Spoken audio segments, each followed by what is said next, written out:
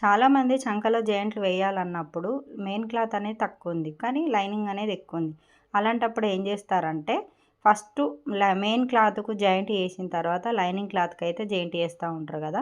నాకైతే అది కొంచెం ఎందుకో ఎక్కువ టైం ప్రాసెస్ అయితే అనిపిస్తుంది అనమాట. ఇప్పుడు నేను ఇలా వీడియోలో చూపించే విధంగా మనమైతే main cloth, lining cloth and joint వేసుకున్న తర్వాత ఈ మనం సంకలో వేసే అతుకు ముక్క ఉంటుంది కదా, అదొచ్చేసి నేను చూపించే విధంగా కనుక కటింగ్ చేసినట్టయితే, ఎందుకంటే ఒక్కొక్కసారి పెద్ద సైజు వాళ్ళకు మనకు బ్లౌజ్ అనేది సరిపోదన్నమాట.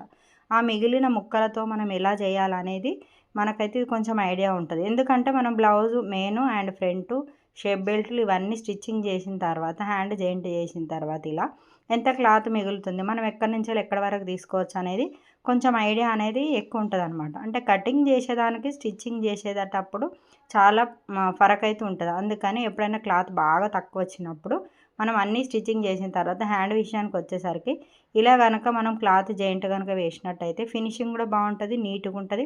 క్లాత్ తక్కువ పడ్డదనే పరేషాన్ అయితే అస్సలే ఉండదన్నమాట. నచ్చితే లైక్ అయితే ఇతను మర్చిపోకుండా.